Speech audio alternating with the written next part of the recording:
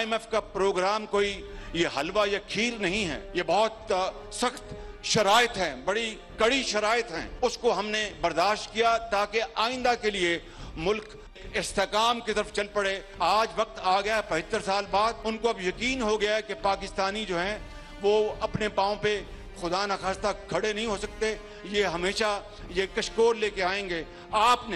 आपने साबित करना है शमाना रोज मेहनत के जरिए, परफॉर्मेंस के जरिए कि आप मांगने नहीं आए, आप देने आए। इंशाल्लाह वक्त आएगा इंशाल्लाह ताला। ये जुल्म का निजाम, ये जबर का निजाम, ये अमरीकी और वर्ल्ड बैंक और IMF के गुलामों का निजाम, ये 1 साल रहे या 100 साल रहे, पाकिस्तान तरक्की नहीं कर सकता। गुलामी ही गुलामी, गुलामी ही गुलामी। बिस्मिल्लाहिर्रहमानिर्रहीम, अस्सलाम वालेकुम। प्रोग्राम एक्सपर्ट से मैं आपको खुशामदीद कहूँगी। नाज़रीन, मुआशी बेहतरी के लिए बड़ी पेशरफ सामने आई है। IMF के एग्जीक्यूटिव बोर्ड ने पाकिस्तान के लिए $3 अरब कर्ज की मंजूरी दे दी है और पाकिस्तान को स्टैंड बाय अरेंजमेंट की पहली किस्त $1 अरब 20 करोड़ भी मौसूल हो गई है, जबकि बकिया $1 अरब 80 करोड़ नवंबर और फरवरी में दोबारा जायज़ों के बाद मिलेंगे। प्राइम मिनिस्टर ने थोड़ी देर पहले कौम से खिताब भी किया। उन्होंने दोस्त मुल्कों और IMF का शुक्रिया अदा किया। फ़ौज और अस्करी क़यादत की बेहतरीन वर्किंग रिलेशनशिप से मुआशी इस्तेहकाम की मुकम्मल उन्होंने ये यकीन दहानी भी कराई है। मुआशी महाज पर होने वाली हालिया पेशरफ्त और हुकूमती इक़दाम कौम के सामने उन्होंने रखे और एक बार फिर ये दावा किया कि हुकूमत ने सियासत पर रियासत को फौकियत दी है, मईशत की राह में बिछाई गई बारूदी सुरंगें साफ कर दी हैं और इसके तहफ़्फ़ुज़ को यकीनी बनाया है। वज़ीर ख़ज़ाना ने नाज़रीन ये दावा किया है कि हुकूमत की मुद्दत पूरी होने तक ज़र मुबादला के ज़खायर 14 से 15 अरब डॉलर होंगे, मगर आज IMF ने मुल्की मईशत की कारकर्दगी से मुतल्लिक फोरकास्ट रिपोर्ट भी जारी की है, जिसमें वज़ीर ख़ज़ाना के दावे को मुस्तरद किया। वाज़ेह किया गया कि ज़र मुबादला के ज़खायर 8 से 9 अरब डॉलर रहने तक का इम्कान है। IMF की MD ने 2 टोक अल्फाज में यह भी कहा है कि पाकिस्तान को इस प्रोग्राम पर पूरी लगन से अमल करना होगा। माजी में कर्ज प्रोग्राम की पॉलिसीज़ पर अमल दरामद न होने से महंगाई में इजाफा हुआ। यहाँ सवाल यह है कि IMF की जानिब से पाकिस्तान के लिए $3 अरब कर्ज की मंजूरी क्या मुआशी इस्तेहकाम की राह हमवार होगी? पैनल का तारा देती हूँ। प्रोग्राम में मेरे साथ आज मौजूद हैं अयाज खान साहब, आमिर इलियास राना साहब, फैसल हुसैन साहब, मोहम्मद इलियास साहब और हाफिज़ ताहिर महमूद अशरी साहब। मैं आप सबको खुश आमदीद कहूँगी। हाफिज़ ताहिर साहब, मैं आपसे आगाज़ करूँगी। बिलाखिर कई माह की ताख़ीर के बाद IMF का जो एक इम्तिहान था, हुकूमत जो कोशिशें कर रही थी वो ख़त्म हुआ। पाकिस्तान के लिए $3 अरब की मंजूरी हो गई। क्या आप समझते हैं कि अब मुआहदे के बाद मुआशी इस्तेहकाम की राह हमवार होगी? बिस्मिल्लाहिर्रहमानिर्रहीम, नहमदुहु व नुसल्ली व नुसल्लिमु अला रसूलिहिल करीम। जैसा कि मैंने कल भी अर्ज़ किया था कि ये जो 2 काम हमने किए हैं ना, एक ग्रीन पाकिस्तान और एक ये जो इन्वेस्टमेंट फैसिलिटेशन काउंसिल, इसके बाद हमें इन्वेस्टमेंट मिलना शुरू हो जाएगी हमारे ब्रदर इस्लामी ममालिक से, सऊदी अरब से भी, UAE से भी, और भी कुछ ममालिक जो हैं इसमें जिनका इंटरेस्ट है। मलेशिया भी मुमकिन है आ जाए। तो जो आपका एक डॉलर का मामला था वो तो मुझे लगता है कि अगर ये चल पड़ा और जिस तरफ पूरी तवज्जो है इस वक्त सिपा सलार जो है जनरल हाफिज आसिफ मीर साहब की और वजीर आजम साहब की, उसकी हुकूमत भी तायीद कर रही है। अब निगरान हुकूमत जब आ जाएगी अगर, तो वो लाजमी बात है उस पॉलिसी को लेकर आगे चलेगी जो बनी है। तो जिस तरह सऊदी अरब ने, इसमें कोई शक नहीं है, और मुत्तहिदा अरब अमारात ने हमारे साथ आके ताउन किया है और उनका ताउन भी कौम और फौज के साथ है। हुकूमत लाजमी बात है उससे बेनिफिट उठाती है, लेकिन एक एतमाद की जो बहाली है, हमारे सिपा सलार ने कोशिश की है कि एतमाद की बहाली हो दोस्त ममालिक के साथ, जो कि पिछले सालों में उसमें कुछ कमी आई थी, उसमें कुछ ना कुछ कहीं ना कहीं रुकावट पैदा हो जाती थी। अगर के पिछले जो आर्मी चीफ थे वो भी इसी कोशिश में लगे रहे और मौजूदा आर्मी चीफ ने भी यही कोशिश की है। तो मुझे उम्मीद है कि ऊपर की सतह पर तो आपके अब मामला ठीक है, आप डिफॉल्ट नहीं होंगे, लेकिन जो अवाम की सतह पर महंगाई है उसकी तरफ अब तवज्जो निगरान जो हमारी हुकूमतें हैं इनको तवज्जो देनी होगी और इनको सिर्फ ये नहीं समझना चाहिए कि हम तो निगरान हैं बस ठीक है। ये भी देखेंगे जो आम आदमी है उसको किस तरह इससे जो है उससे इस्तेफादा हो, उससे ऊपर जो है ये अपनी उस जिम्मेदारी को निगरान हुकूमतों को पूरा करना चाहिए। और अगर ये उस तरफ तवज्जो करेंगे तो लाजमी बात है एक इस्तेहकाम भी आएगा, आम आदमी तक रिलीफ भी पहुंचेगा। और अगर सिर्फ तवज्जो ना की तो स्टेट बैंक में तो पैसे आ गए हैं, आप डिफॉल्ट नहीं हो रहे, आपके पास डॉलर आ गए, लेकिन उस डॉलर का, जब डॉलर महंगा होता है, एक जरूरी बात है, डॉलर महंगा होता है तो रेडी वाला भी कहता है डॉलर महंगा हुआ है इसलिए मैंने सब्जी महंगी कर दी है। अब जब डॉलर आपके पास आ गए हैं तो उस रेडी वाले से अवाम को रिलीफ दिलाना, दुकान वाले से अवाम को रिलीफ दिलाना, ये सूबाई और जिली जो जिम्मेदार हैं, हुकूमतें हैं, उनकी जिम्मेदारी है, उस तरफ तवज्जो करने की जरूरत है। बिल्कुल आपने दुरुस्त कहा। आया साहब, जिस तरह हाफिज साहब कह रहे हैं कि मुल्क डिफॉल्ट से तो बच गया, और असल बात ही यही है कि ये मुआशी इस्तेहकाम की जो हम बातें कर रहे हैं कि राह हमवार हो गई है या नहीं हुई है, अब इसका आम आदमी को भी फ़ायदा होगा या नहीं? और आप समझते हैं कि अब वो जो एक मईशत को हम कह रहे थे ट्रैक से उतर गई, अब ट्रैक पे अब मईशत हमारी है और इसके अल्टीमेट फ़वाइद जो हैं वो आम आदमी तक आएंगे? एक तो हाफिज साहब को मैं ये बता दूं कि ये 1 अरब 20 करोड़ ही है जो रेडी वाले को उसमें से कुछ मिल सकता है, बाकी तो वो शोकेस में सजाने के लिए उन्होंने रखे हैं ताकि आपके ज़र मुबादला के ज़खायर ठीक नज़र आए, इसलिए वो उसमें ज़्यादा खुश होने की ज़रूरत। दूसरा, वो मैंने आपसे पूछना था दुआ, आप ये शबाना को जानती हैं? ये मैंने प्राइम मिनिस्टर के मुंह से बहुत सुना है, और मैं कल सोच रही थी इतनी मुश्किल हमारे प्राइम मिनिस्टर उर्दू बोलते हैं, हर तकरीर में शबाना रोज वो, मैं तो उस दिन से ढूंढ रहा हूँ शबाना को, शबाना तो बड़ी है, उससे मिन्नत करूँ कि खुदा के लिए मतलब वो ना आया करो सामने छोटे कायद के, वो फिर हमेशा उस पर चल पड़ते हैं। देखिए, ये जो आपका बुनियादी सवाल है ना, मुआशी इस्तेहकाम की राह जो हमार आप कर रही हैं, वो अगर तो इसी तरह से होनी है कि टैक्स नेट में हमें ही लाके हमसे ज़्यादा टैक्स लेना है, जो एट सोर्स कट जाता है जिन लोगों का, जो तनख्वाहदार तबका है। और लिटरली मैं आपको बताऊं दुआ जी, आज से 6 महीने में इतना फ़र्क पड़ गया कि वो जो 1000 के नोट की वैल्यू थी, आज वो 5000 के नोट की वैल्यू। ये सब हम फील कर रहे हैं, क्योंकि जितनी बार आप कोई चीज़ लेने जाते हैं उतनी बार उसकी कीमत बड़ी होती है। टैक्स नेट ब्रॉडन नहीं होगा, ये रूलिंग एलीट जो है वो इनके अखराजात कम नहीं होंगे तो उस वक्त तक कुछ नहीं हो सकता। ये इसी तरह वो कहते हैं ना डांग टपाओ पॉलिसी, शुजात साहब कहते होते हैं रोटी छोटी खाओ तो बस निकलो, ये उस तरह के मामलात हैं। तब दावे बड़े बड़े हम सुन रहे होते हैं रोज, वजीर खजाना साहब भी आके कर रहे होते हैं, प्राइम मिनिस्टर साहब भी कर रहे होते हैं, और प्राइम मिनिस्टर साहब आप आज पूछ रहे थे कि हमें इस हाल में किसने पहुंचाया, क्यों हम आज तक कर्ज से निजात नहीं हासिल कर सके। तो बेख्तियार लोगों के दिल से निकलता है कि हुजूर आप जैसे हुक्मरानों ने, जाहिर है, और लोगों ने खुद तो अपने साथ कुछ नहीं किया ना, वो तो जाहिर है आप टैक्स नेट में जो आपके पास ऑलरेडी हैं वो बेचारे जो फंसे हुए हैं, जो मुर्गे, उन्हीं को आपने हलाल करना होता है हमेशा, उन्हीं से टैक्स ज्यादा लेके, और आपने चूंकि वो शो कराना होता है कि ये देखें जितना टैक्स हमने इकट्ठा कर लिया।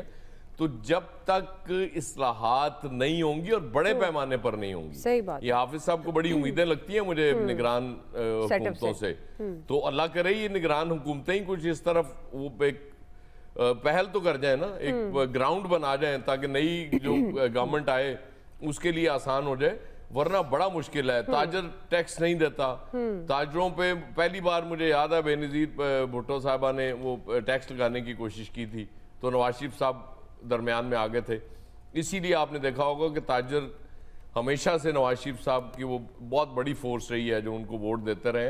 अब नहीं मुझे पता कि इलेक्शन में वो उनका क्या मूड होगा, लेकिन ये चीजें जो इम्पोर्टेंट चीजें करने वाली हैं, यहाँ ऐसे ऐसे लोग हैं जो अरबों की उनकी प्रॉपर्टीज बनी हुई है और टैक्स आप उनका चेक कर लें जाके, कुछ भी नहीं है। सही। तो ये जब तक इस तरफ तवज्जो नहीं दी जाएगी, ये फिर एक और प्रोग्राम आएगा, फिर एक और प्रोग्राम आएगा, और इसी तरह हमारा नेक्स्ट प्राइम मिनिस्टर भी कह रहा होगा कि जी बड़ी मुश्किल से हमने ये फैसले किए हैं, और हुजूर ये आपके लिए तो मुश्किल होती नहीं है, भुगतना तो हमने होता है। बिल्कुल सही। तो देखें कब तक इतनी जान है हम में कि बर्दाश्त कर सके, सही है, बाद निकल ही जानी है ना। बिल्कुल बिल्कुल, आपने जो मौशी इस्लाहात की बात की है, बिल्कुल 100%, जब तक ये इसको मौशी इस्लाहात की जिसकी अशद ज़रूरत है और बड़े पैमाने पर ज़रूरत है, आमिर साहब ये तो बात दुरुस्त है, मौशी इस्लाहात की बहुत अशद ज़रूरत है, और जब तक ये नहीं करेंगे समझ यही आता है कि उस वक्त तक हमारी मईशत इस्तेहकाम की जानिब हम नहीं कह सकते कि मईशत में इस्तेहकाम आ गया। हाँ, थोड़ा बहुत सहारा मिल जाता जाता है कर्जों की मद में, IMF के कर्ज की सूरत में, अब उसको हम एक आर्जी इस्तेहकाम कह सकते हैं। तो आमिर साहब, अभी जो IMF मुआहदा उसको आप किस तरह से देख रहे हैं, क्योंकि प्राइम मिनिस्टर भी कह रहे हैं कि ये प्रोग्राम हलवा या खीर नहीं है, बड़ी शराइत कड़ी हैं, तो आपको लगता है कि इसका कोई फायदा आवाम तक जाएगा, डायरेक्ट इनडायरेक्ट? वो जो प्राइम मिनिस्टर की आपने बात कही कि हलवा या खीर नहीं, कड़ी शराइत, ये तो मेरे और आपके लिए है ना, हुक्मरानों के लिए तो नहीं है। हुक्मरान एलीट तो उसमें सारे लीडर शामिल है, उसमें सारे बड़े इदारे शामिल हैं। तो इन लोगों को तो कोई फर्क नहीं पड़ता किसी तरह से भी, माशाल्लाह तनख्वाहें, प्रिविलेजेस। ये जो कड़वा वोट भरने के लिए कहा जाता है ना, वो मैं और आप है उसके अंदर, कि अवाम तैयार हो जाए, ये सिर्फ हमारे लिए है। दरअसल एक सांस लेने की, पाकिस्तान के बचने की इक्तिसादी तौर पे ये रास्ता बना है कि आप चीजें ठीक कर लें और फिर आपको एक बड़ा प्रोग्राम तो लेना ही लेना है। ये तो एक आर्जी बंदोबस्त है और निगरान हुकूमत या तो वो मार्शल लॉ में एक्सटेंड हो जाए, फिर तो कुछ कर सकती है, अदरवाइज उनका कोई मैंडेट नहीं है करने के लिए। उन्हें इलेक्शन ही कराने होंगे, वो 4-3 महीने में करा लें, या फिर अगर कंसेंसस का काम हो जाएगा 4 महीने तो वैसे बढ़ जाएंगे, तो 7 महीने पे चली जाएगी। लेकिन ये मुल्क नहीं चलेगा इस तरीके से अगर इसके अंदर यहाँ तजर्बात डंग टपाओ आप किए गए। अब आपको स्टेट जाना होगा, इकोनॉमी में जिसका हिस्सा है उन सब पे टैक्स लगाने होंगे, और ये सिर्फ तनख्वाहदार तबके पर टैक्स लगा के जबरदस्ती हमारी जेबों से पैसे निकाल के खुश हो जाते हैं सारे के सारे कि जी आप इधर बचा लें या उधर बचा लें। बात सिस्टम है कि आपके साथ शहबाज शरीफ ने बहुत मेहनत की, IMF की MD की मेहनत तरला करके प्रोग्राम ले लिया, डिफॉल्ट से हम निकल आए। अब अगली बात वही है कि जब इस्तेहकाम आएगा साथ साथ बात करनी पड़ेगी, और नहीं भी आ रहा तो जैसे फौज और गवर्नमेंट सब ने मिलकर ही काम करना है। अदलिया को अब थोड़ा सा देखना पड़ेगा कि मैं पॉलिटिकल क्वेश्चन की बात नहीं कर रहा, जो अरब खरबों रुपए के स्टे दिया हुआ इन्होंने FBR के ऊपर, जहां पाकिस्तान के अंदर खजाने में पैसे आने हैं, उनके लिए तो स्पेशल कोर्ट्स होनी चाहिए, इन जजों को छुट्टियां नहीं करनी चाहिए, इनके लिए मॉनिटरिंग जज सियासी केसों पे तो मॉनिटरिंग जज बन जाते हैं, पूरी अदालत 8 रुकनी और 9 रुकनी बैठ जाती है। लेकिन जहां पाकिस्तान के पैसे फंसे हुए वहां स्टे तो दे देते हैं, पैसे नहीं निकालते, ना दोबारा सुनते हैं। ये बात है चीफ जस्टिस जो अब है और जिन्होंने आना है, ये उनके सोचने की बात ये है कि इस्लाहात आ सकते हैं। क्यों हम 134वें नंबर पे नीचे से टॉप पे आ रहे हैं अदलिया में, दिल्ली में? ये बाइस शर्म बात है। कितने पैसे खर्च होते हैं निजाम इंसाफ के लिए, कितने कुछ 8-10 दफा बड़े कर्ज लिए गए कि जी इंसाफ सस्ता फराम हो, क्योंकि ये सब चीजें मुंसलिक होंगी एक दूसरे के साथ के आपको माशी इस्लाहत भी करनी होगी, और जो लोग चोर बाजारी कर रहे हैं उनके गले पे जाके पकड़ना होगा। जनाब मुशर्रफ ने बड़ी कोशिश की थी कि मैं ताजरों से सेल्स टैक्स ले लूं, दुकानदारों से, सारे बंद करके भाग गए। यानी ये अगर ये सोच रहे हैं कुछ लोग कि फौज और निगरान हुकूमत को जबरदस्ती कर लेगी, ये सबको बिठा के करना होगा, फिर ही काम चलेगा। बिल्कुल सही जी। फैसल साहब, आपको क्या लगता है मौशी इस्तेहकाम की राह हमवार हो गई है? क्या आप समझते हैं ये जो मौशी इस्तेहकाम की हम बात करते हैं, ये इसकी कोई डेफिनेशन में आम आदमी, आप, मैं, क्योंकि हम आम आदमियों में से, आम लोगों में से ही हैं, हम भी आते हैं, हम तक भी कोई फ़ायदा आएगा इसका? जी फैसल साहब। नुकसान तो जब की बात है, हमें अपने फ़ायदे और नुकसान का पता हो कि हमारा फ़ायदा क्या है, हमारा नुकसान क्या है। हम रोज़ाना की बुनियाद पर ज़िंदगी गुजारने वाले लोग हैं। आज खा लिया, दोपहर का खाना खा लिया, अब रात की देखी जाएगी क्या होता है। यहाँ फ़ायदा नुकसान का नहीं है। बात यह है कि इस मुल्क में इतनी सियासी जमातें हैं, किसी एक सियासी जमात के पास किताब की शक्ल में लिखा हुआ मवाद मौजूद है कि इस मुल्क को बहरान से निकालने का नुस्खा जो है वो इस किताब के अंदर दर्ज है। जेन्युइन, हवाई बातों पे नहीं।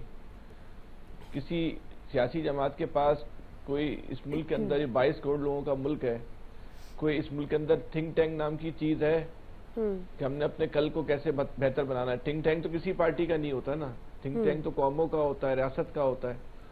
इस पूरे 22 करोड़ लोगों में कोई है ऐसा इदारा थिंक टैंक है जो प्लानिंग करे कि 10 साल के बाद क्या करना है, 50 साल के बाद क्या करना है। टैक्स कलेक्शन, आपके पास जितनी टैक्स कलेक्शन हो रही है उसका हजारों गुना ज्यादा जो है ना वो टैक्स जो है ना वो चोरी हो रहा है। सही। और चोरी होने की वो बुनियादी सबब निजाम है, सिस्टम है। आप टैक्स कलेक्ट नहीं कर पाते। अभी आप सिर्फ एक सिगरेट की मिसाल ले लें, कोई दिमाग इन लोगों का कि अगर पहले जिस लोकल सिगरेट की मार्केट को आपने जो है गैर जरूरी टैक्सेस लगा के बंद किया, अब इस मुल्क में सबसे ज्यादा जो है ना वो स्मगलर शुदा सिगरेट मिल रही है। कल कोई अगर पाकिस्तानी 200 रुपए वाली सिगरेट पी रहा था महीने, 200 रुपए का डिब्बा, 100 रुपए का डिब्बा लोकल सिगरेट, उसमें टैक्स दे रहा था, तो वो जब आपने टैक्स बढ़ाया तो वही पाकिस्तानी जो है वो गैर मुल्की सिगरेट पे चला गया। स्मगलर शुदा सिगरेट उसको मिल रही है, बहुत आसानी से मिल रही है, ज्यादा बेहतर सिगरेट मिल रही है। कोई है इस मुल्क में, मतलब आप कहाँ का रोको, कोई ऐसा एक शोबा है जो सिगरेट स्मगलर होके आ रही है, वो जमीन के नीचे से तो नहीं आ रही, कोई आसमान से तो नहीं उतर रही, इस मुल्क की सरहदों को अबूर करके आ रही है ना, कोई रोकने वाला है उसको? कोई भी आप जो है वो जो शोबा उठा लें, आप रियल एस्टेट को उठा लें, इस तरीके से टैक्स लगाते हैं। जो टैक्स आपने लगाया हुआ है उसकी वसूलियाबी का मैकेनिज्म नहीं है, टैक्स की शरह बढ़ा दो। और भाई जो टैक्स लगाया हुआ है पहले उसको तो आप 100% अचीव कर लो। टैक्स की शरह बढ़ाने का मकसद सिर्फ एक है कि जिस आदमी को इस मुल्क में चोरी करना नहीं आती ना, उसका गला दबा दो। जिसको चोरी करना आती है उसको तो कोई प्रॉब्लम ही नहीं है, आप जितने बढ़ा दो। तो भाई चोर को पकड़ो, जो आदमी टैक्स दे रहा है ना आप उसका गिरबान नहीं पकड़ो। इस मुल्क में तनख्वाहदार आदमी है, आप उसको जिबा किए चले जा रहे, उल्टी छुरी से जिबा कर रहे हो। उस खुदा का खौफ करो यार, इतना कोई टैक्सेस लगाते हैं। आप बिजली का बिल देखें कि जो आदमी बिजली का बिल दे रहा है वो 30% 40% टैक्स दे रहा है, और जो बिजली चोरी कर रहा है वो बिल भी नहीं दे रहा। चोरों को नहीं पकड़ रहे, बिल देने वाले पे टैक्स लगा रहे हो। बिल्कुल आप दुरुस्त कह रहे हैं, चोरों को नहीं पकड़ रहे, कोई सिस्टम वही इस्लाहात की बात कर रहे हैं।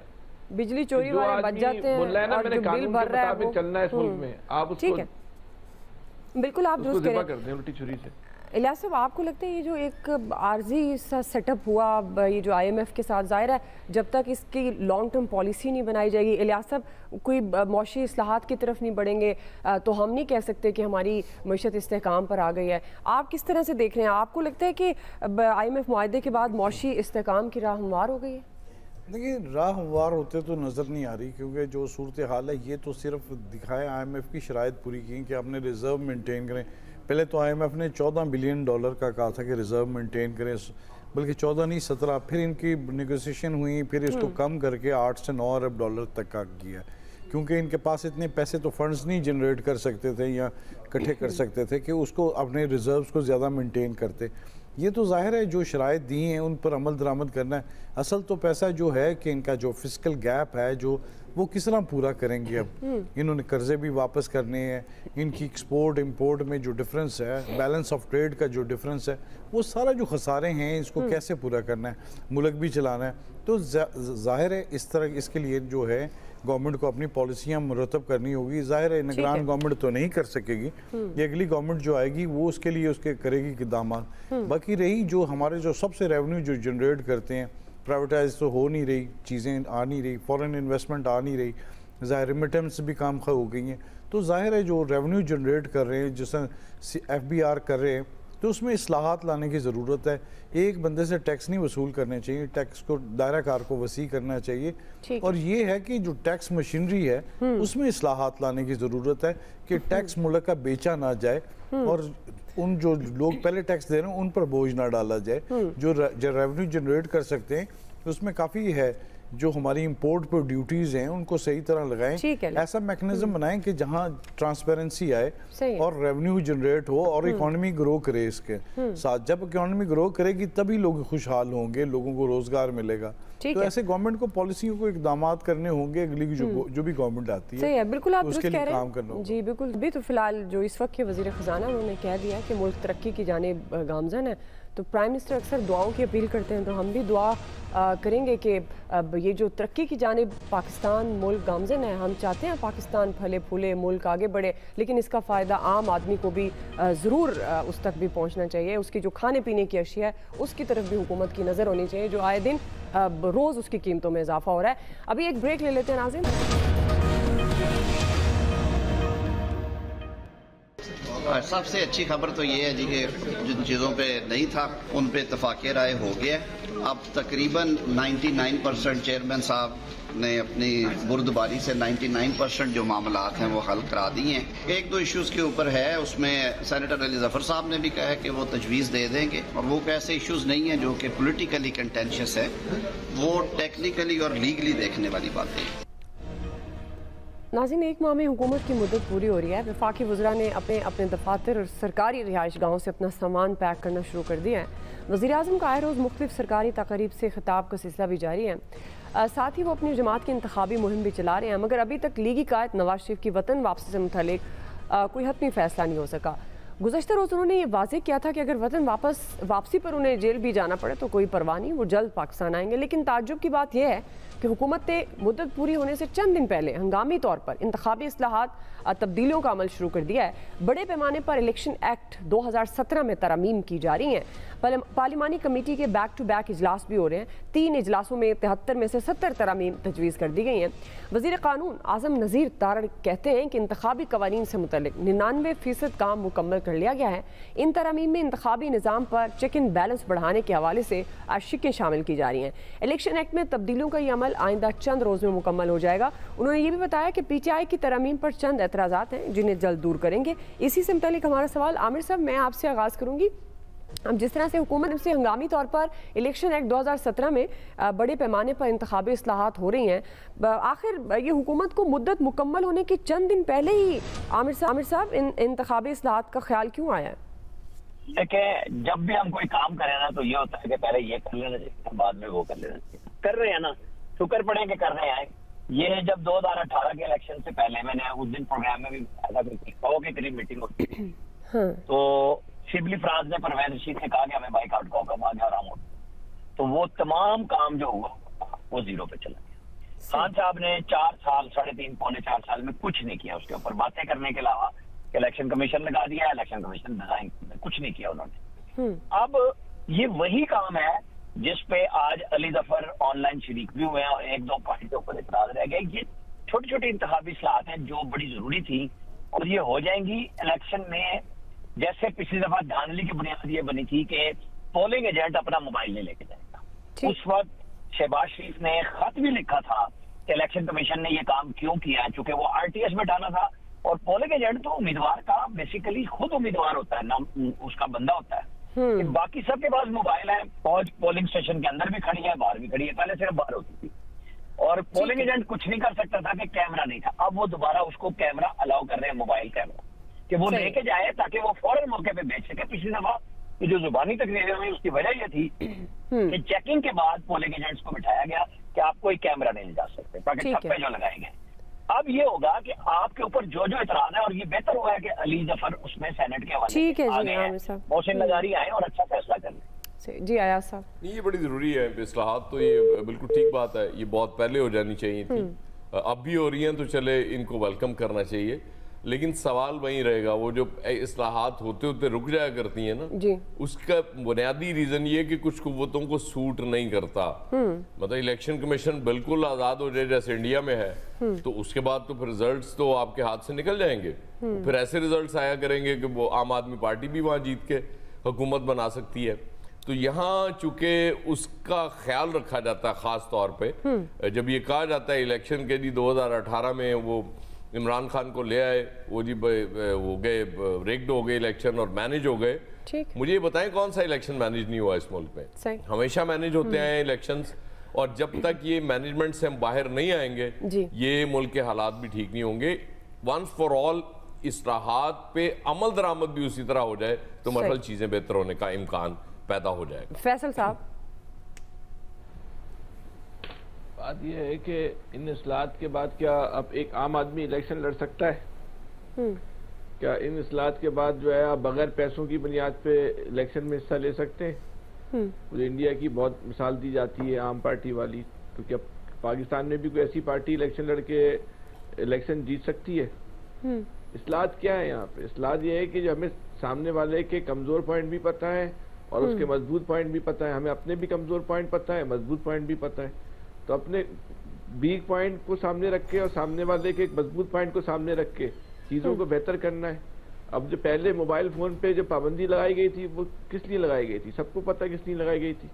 अब इसी तरह की चीजें इस्लाहात के नाम पर अब कर दी गई हैं। इस्लाहात वो होती है जिससे आम आदमी तक उसके असरात आई है। कैसी इस्लाहात है? ताकतवर तबका जो है वो अपनी मफादात को सामने रख के इस्लाहात कर रहा है। सही है जी। हाफिज तार साहब, हाफिज़ साहब, इंतखाबी इस्लाहत तो होनी चाहिए, अच्छी बात है, लेकिन जाते जाते हुकूमत को क्यों ख्याल आया? वक्त तो था, पहले भी ये काम आगाज़ स्टार्ट कर लेते।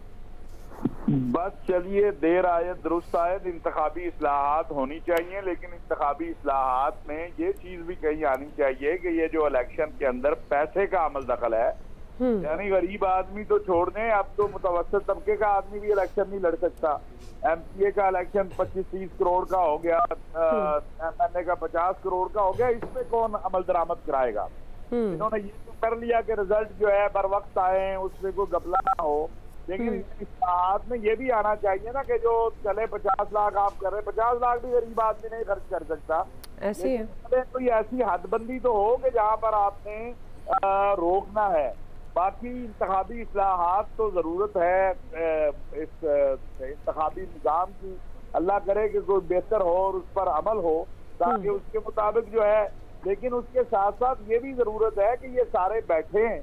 अगर इलेक्शन ऐसे हुए जिसे एक जो है 4 जमातें माने 4 ना माने, तो मुल्क के अंदर फिर वही कैफियत रहेगी। तो इस हवाले से भी इन्हें सोचना चाहिए कि बैठ के आज अभी थोड़ी देर पहले वजीर आजम साहब ने कहा है कि इत्तेहाद और वहदत और ये सारी बातें की हैं, जो ये दावत उन्होंने दी है, तो इसका अमली इजहार भी होना चाहिए कि ये भी नजर आए कि ताकि इलेक्शन के नताइज सारे तस्लीम करें और मुल्क आगे बढ़े।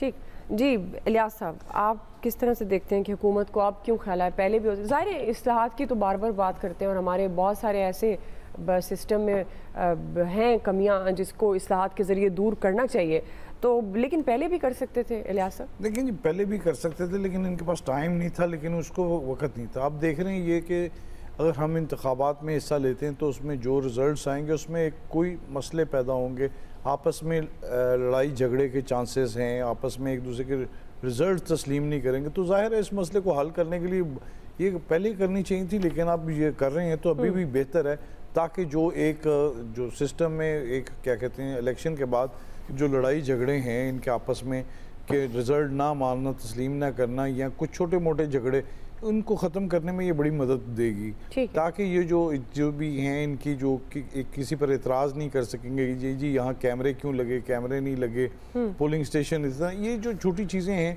यहाँ खराजात कितने कर सकते हैं उसको ट्रांसपेरेंट बनाने के लिए। तो जाहिर है असल तो ये था कि वोटिंग, इलेक्ट्रॉनिक वोटिंग मशीन वगैरह वो इस्लाहात हो नहीं सकी, तो अब ये इस तरह होंगी तो इस तरह इलेक्शन किस तरह तस्लीम करेंगे ये मैनुअल तरीके से। तो इसके लिए ये ज़रूरी है, ये भी अच्छी है कि अली ज़फ़र साहब वगैरह बैठे हैं तो इनके साथ गवर्नमेंट के साथ बैठ के बातचीत कर रहे हैं और मसाइल जो हैं वो हल करते हुए देखते हुए नज़र आ रहे हैं। अगर ना करते तो देखिए सूरत हाल वही होनी थी जैसे कि डस्का के रिजल्ट्स वगैरह हो गए, इस तरह के दीगर मामलात होनी चाहिए। अमल दरामद जरूरी है। ये जो अखराजात की एक हद की बात हो रही है, ये पहले भी मौजूद है कि एक MPA कितना खर्च कर सकता है और MNA, लेकिन अनफॉर्चुनेटली इस पर भी अमल दरामद नहीं होता। ब्रेक लेते हैं, ब्रेक से वापस आएंगे। तीसरा सवाल, सोशल मीडिया पर एप्लीकेशंस के जरिए ऑनलाइन कर्ज का जो जाल है, कर्ज दहिंदा कंपनियों के गठजोड़ ने शहरी की जान ले ली। हम सवाल ही रखेंगे, क्या कर्ज के नाम पर शहरियों को हिरासा करने वालों के खिलाफ मौसर कार्रवाई हो सकेगी या नहीं? राय लेंगे ब्रेक के बाद।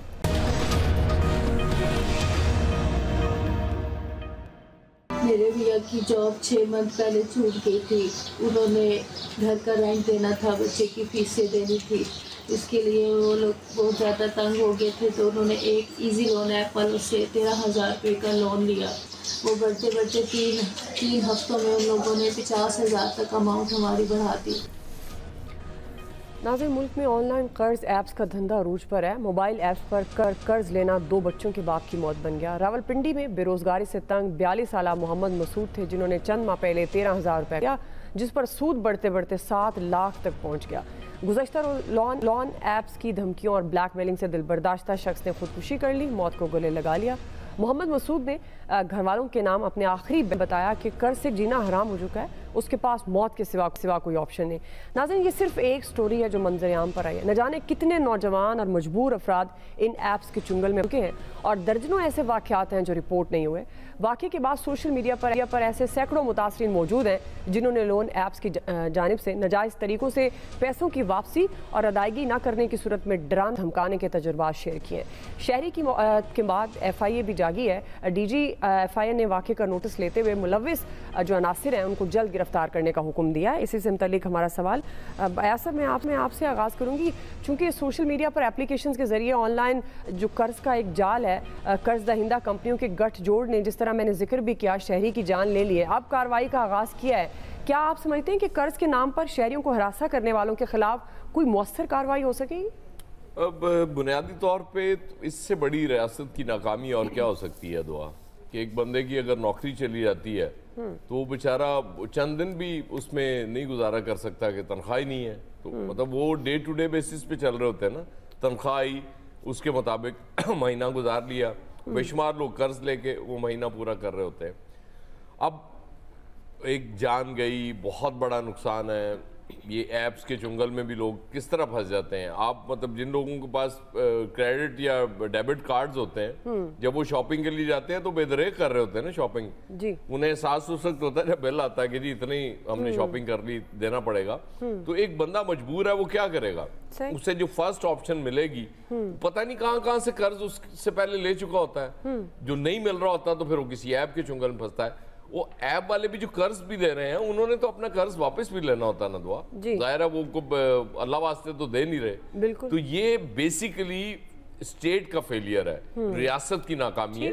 रियासत को गौर करना चाहिए कि इन चीजों को कैसे रोका जाए। सही, बिल्कुल आप सही कह रहे हैं। आमिर साहब, आपके ख्याल में मौसर कार्रवाई हो सकेगी? जाहिर है जिस तरह याद साहब कह रहे हैं, डेफिनेटली स्टेट का फेलियर है। स्टेट का भी है और आजादी इज़हार राय के नाम पे जब भी सोशल मीडिया पे कोई कदम लगने की बात होती है तो हम सब दौड़ पड़ते हैं कि जी क्यों, कैसे चेकअप हो रहा है, क्योंकि कोई चेक नहीं है। आप ऑनलाइन कर लें, सोशल मीडिया कर लें, कहीं पे फेसबुक, जो चीजें हैं सब फ्रॉड एक से एक बढ़ के यहाँ पे हो रहा है और कोई पूछने वाला नहीं है। मतलब मेरी अपनी फेसबुक किसी ने दूसरे ने आईडी बना ली, पैसे मांगने लग जाते हैं। आप वैसे तो माशरा एक टोटल फ्रॉड में चले गए। आप किसी को क्या कह सकते हैं, क्या समझा सकते हैं? बहरहाल मौसर रेगुलेटरी इकदाम के नतीजे में कोई दिक्कत हो सकती है, वरना इससे बुरे वाकयात हमें मजीद नजर। फैसल साहब, इनका तरीका वारदात जो है ना वो बड़ा भयानक और सफाक है। एंड्रॉइड पे या iOS पे जो इनकी ऐप्स हैं, जब आप ऐप्स डाउनलोड करते हैं तो वो आपका एक्सेस मांगते हैं आपके कॉन्टेक्ट तक और आपकी गैलरी तक, और आप वो दे देते हैं उनको ऐप डाउनलोड करने के दौरान। उसके बाद ये अभी कर्ज लेते हैं तो कर्ज लेने के बाद ये आपको फोन नहीं कर रहे, ये आपके फोन से पहले आपके घर की खवातीन को, बच्चों को, चचा, मामू, ताया सबको फोन करते हैं तुम्हारे, और बोलते हैं कि आप जो है इसमें आपने वारंटी ली हुई है। उसके अलावा ये मिसाल के तौर पे खातून ये कह रही है ना कि 12,000 का कर्ज था, 7 लाख हो गया। अभी एक साहब ने 1200 रुपए का सिर्फ चेक करने को कर्ज लिया, उनके पास अगले दिन फोन आया है कि आपने प्रोसेसिंग फीस नहीं भरी है। उन्होंने बोला प्रोसेसिंग फीस कितनी है? बोला 800 रुपए। 1200 रुपए के कर्जे के ऊपर 800 रुपए प्रोसेसिंग फीस। उन्होंने बोला मैं नहीं दे सकता। कहने कोई मसला नहीं है, आप 600 रुपए करके किस्तों में देते रहे, तो 6 महीने तक देनी होगी आपको। 1200 रुपए का जो उनका जो बन रहा था वो तकरीबन 2.5 लाख रुपए बन रहा था।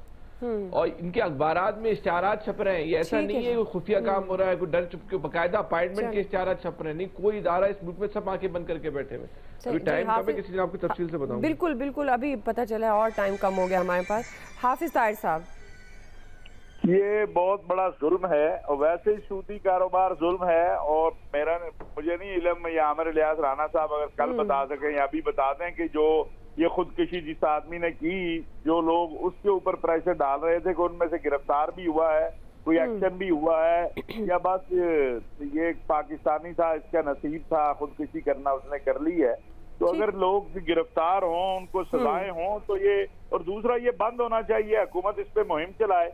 बाकी चीजों पे इश्तिहारात देते हैं हम, तो इस पे इश्तिहार दें, लोगों को आगाह करें ताकि ये जुल्म रुके। जो है इलियास साहब क्विकली कमेंट कर दीजिएगा, 10 सेकंड। देखें जी, ये ऐप्स इतनी आ गई और यहाँ से नहीं, पाकिस्तान से बाहर से ऑपरेट हो रही हैं, SCCP से रजिस्टर हो रही हैं। गवर्नमेंट को सारा पता है, लेकिन गवर्नमेंट की जानिब से कार्रवाई नहीं, लोगों को फंसाया जा रहा है। ये देख लें कि आपके अजीजों को भी तंग किया जाता है। ठीक है, बहुत खत्म हो गया जी। आप सबको शुक्रिया। आज के एक्सपर्ट से इतना है, ख्याल रखिए, अल्लाह हाफिज।